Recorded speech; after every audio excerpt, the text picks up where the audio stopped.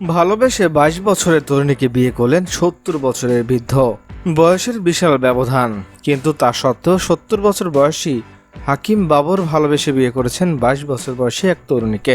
আর এ বিয়ে নিয়ে পাকিস্তানে শুরু হয়েছে ব্যাপক আলোচনা। প্রেমের সম্পর্কের পরেই তা বিবাহ বন্ধনে আবদ্ধ হন। ঘটনাটি ঘটেছে পাকিস্তানের রাওয়ালপিন্ডির চাকলালায়।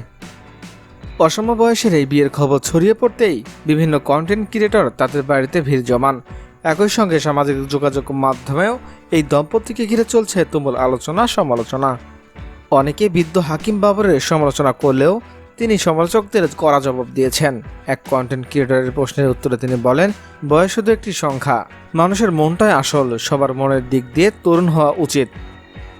আমার সদ্য বিবাহিত স্ত্রী একজন ডিভোর্সি নারী ছিলেন। ডিভোর্সিকে বিয়ে করা আল্লাহর নির্দেশ ও নবীর সুন্নাহ, সেই অনুযায়ী আমি বিয়ে করেছি। তাহলে আমি ভুল কি করেছি? তিনি আরো বলেন, আমি কোনো অনৈতিক কাজ করিনি। তাহলে মানুষ নেতিবাচক মন্তব্য কেন করছে? যারা আমাদের সমালোচনা করছে তাদের অনেকেরই মেয়ে বন্ধু বা বিবাহ বহির্ভূত সম্পর্ক রয়েছে, কিন্তু তারা বিয়ে করে না, বরং প্রেমের ভান করে প্রতারণা করেন। তরুণী স্ত্রী ও স্বামীর বক্তব্যের সঙ্গে একমত পোষণ করে বলেন, প্রকৃত ভালোবাসার ক্ষেত্রে বয়স কোনো বাধা হতে পারে না। কার মধ্যে সত্যিকারের ভালোবাসা খুঁজে পেলে বিয়ে করতে দেরি করা উচিত নয়। দর্শক, বিষয়টিকে ঘুরে আপনারা কি বলবেন? অবশ্যই কমেন্ট করে জানিয়ে দিন আপনাদের মূল্যবান মতামত।